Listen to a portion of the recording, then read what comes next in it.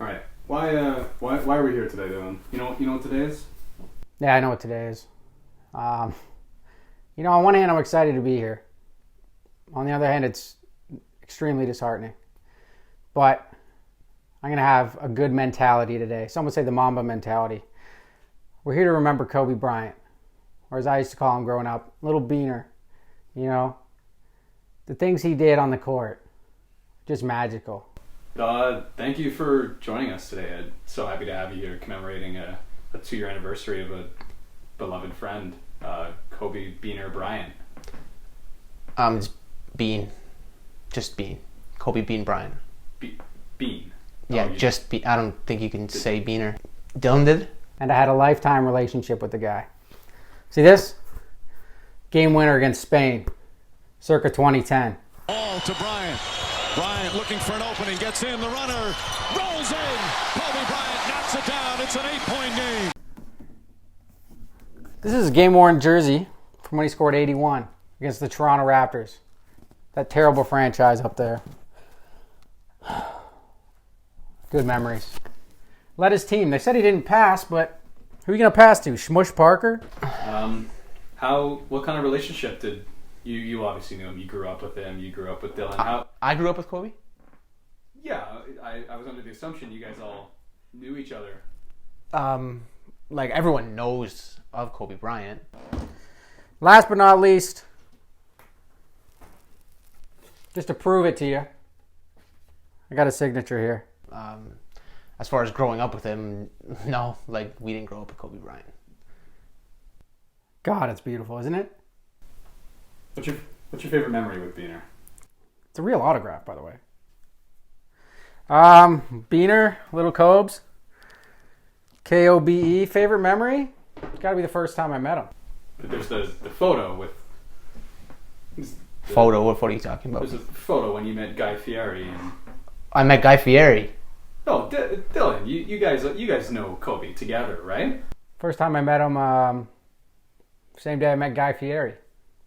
We used to call him Fieri, but that's how it's pronounced. But first time I met Guy Fieri, I met Kobe Bryant, same day. Guy Fieri's a family friend, so he hooked me up. Went to an all-star game, and the rest is history. You've seen the photo, right? Seen it? They're like, who's that kid in the middle? It's me. See that? You're like your own little Macaulay Culkin back there. That's true. Except Kobe didn't rape me. Dylan, Kobe, and Guy Fieri all together. Yeah, he showed me a picture from... like in person? Like in the same room? Yeah. It was all courtside. They're good friends. He hung out at his house. And... Yeah, you're definitely new here. I don't know. I'm not understanding. Dylan's a pathological liar. How did Kobe Bryant have an impact on your life? Would you say he was like a father figure to you? Jeez. Was he ever? Father figure, brother, teammate, all in one, really. He told me once I'm the son he's never had. Dylan's had this made-up fantasy ever since the day that I met him, that him and Kobe had some kind of relationship outside of watching him on TV. I don't know where it comes from. I don't know where it stems from, but... It sounds more like a psychosis than a... It could be. It's definitely psychotic, that's for sure. He's told me stories about him and Kobe hanging out like the day before, and we were with him the day before, and we're like, Dylan, no you didn't, man. And he sticks to his guns, man. Like, he's never wavered. But yeah, none of that's true. I remember this one time we were in Scottsdale, Arizona. Actually, it's where I got this jersey. 2009 All-Star. It's where he just showed the most gratitude when he gave his MVP trophy to one Shaquille O'Neal. Some said it was a jab because Kobe won more championships than Shaq.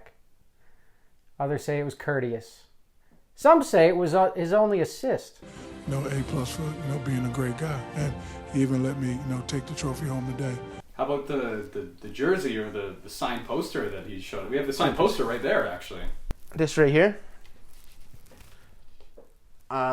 Just roll the clip.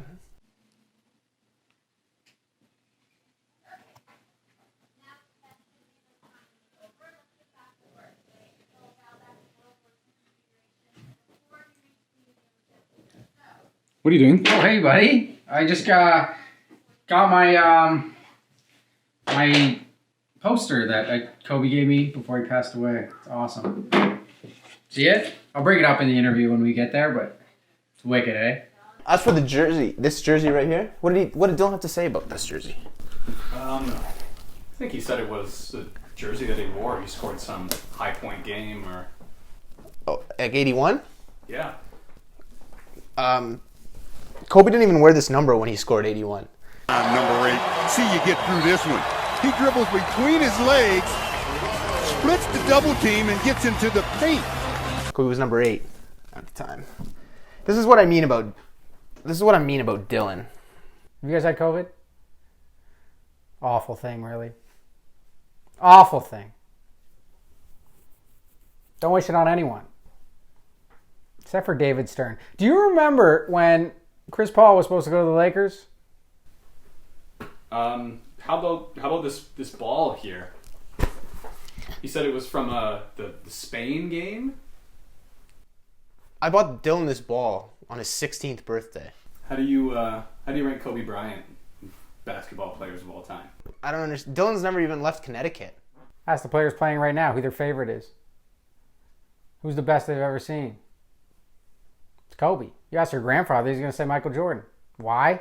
All your grandfathers are senile, and they pass that disgusting disease to their fucking sons. I don't know how deep this interview ran. Like, I'm sorry if you feel like you wasted your time, but Dylan... This was a very emotional, touching story. 60 at the Garden, I was there. I was there when he scored 60 at the Garden. Kobe took me everywhere. That's what you guys don't understand. Yeah, Kobe did hit a game winner in Spain with the FIBA ball that looks just like that. But no, I bought Dylan that ball on his 16th birthday. And that's about it. I think I'm very confused now. Yeah, understandably so. Dylan's got a lot of psychological damage. He was everything that I wish I could be. 6'6". Hung like a Venus flytrap, Yeah, to be honest, when I saw the cameras, I thought you guys were here to interview Dylan about whatever he has going on inside his head. And then we started talking about Kobe, and I kind of knew where it was going. But yeah, at first I thought we were just here to talk about what kind of psychological issues Dylan has going on. No, you see, Dylan wrote me a letter saying he had a very intimate story to tell with Kobe Bryant. We wanted to commemorate it. Oh, wow. When we read his story, we thought it'd be amazing to document. I used to stay over at his house. Vanessa would moan. Honestly, a part of me blames myself. We should have nipped this in the butt years ago when he was talking about... Did he tell you the story about him being in the same room as Kobe while he was piping Vanessa? Literally 3 hours. 3 hours. Can you imagine that? Talk about Gatorade sponsorship. You know what I'm saying? Yeah, he mentioned a lot of moaning. Oh, God. Yeah, this has gone way too far. I'm really sorry. I'm sorry, can you clarify exactly what you mean?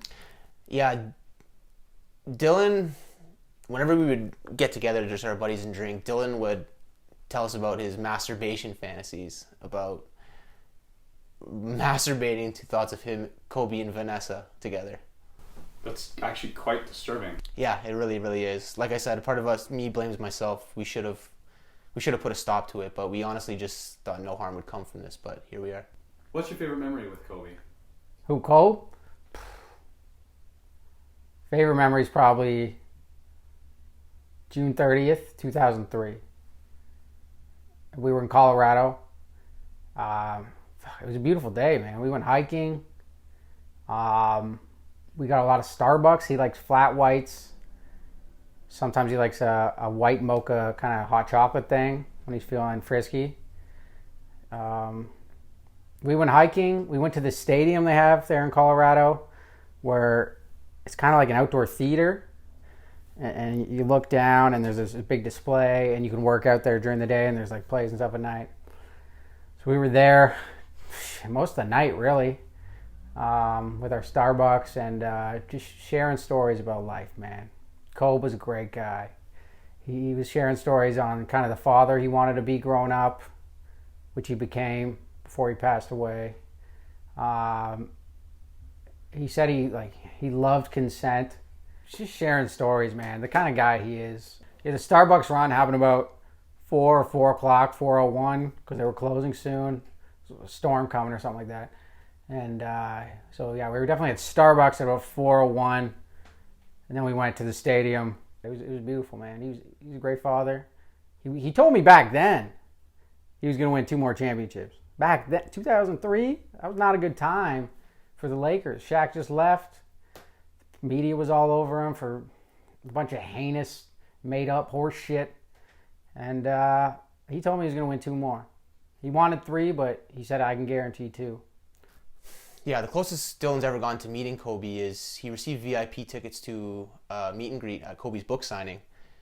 But the only reason he got the tickets was because he wrote a letter to the foundation saying that he had leukemia, and his last dying wish was to meet Kobe. When he got there, he must have slipped up on his story because they found out he didn't have leukemia and security dragged him out. He's blacklisted. I think he's on a no-fly list, actually. What do you say to people who say that Kobe Bryant isn't the greatest basketball player of all time? They're retarded. I don't think you can say retarded on camera. What other word is there to describe this level of moronicism? That's it's actually pretty disturbing to hear. It really is. Well, I mean, since you're here, we might as well have you hear your thoughts on where you think Kobe Bryant ranks in terms of basketball players. Kobe's a fringe top 10 player of all time. You can't give me 10 reasons. You can't even give me 40 reasons why he's not the greatest, you know? Kobe's a great player, don't get me wrong, but I think a part of him has gotten the Michael Jackson treatment, where he was great. He was a great artist, but because he's now passed away, everyone has kind of forgotten what he's done. And by what he's done, I mean things similar down the same road as Michael Jackson. Kobe Bryant on the court. Frank Sinatra in the flesh. Seen his feet work? It's a great way to put it. Rosa Parks on the bus. I think that's maybe Martin Luther King Jr. I don't know if that would be the comparison I'd use. Malcolm X. The way he went out was so unselfish, you know. Didn't question the pilot once about did he check the gas gauges. We're talking about the greatest ever here. And that is Kobe Bryant. Miss you, buddy. Yeah, I brought up Michael Jackson. Apple doesn't fall too far from the 3. Quick Google search and you'll know exactly what I'm talking about. Cocksucker. You said he wasn't going to be here. Starbucks together. I told you to turn this shit off. We were at Starbucks. I swear to God. Didn't do anything wrong. Dylan. Good night, sweet prince. Here, Kobe. You want a treat? Hey, buddy. God. My buddy Kobe. Had him 13 years. I love Kobe. I love this guy.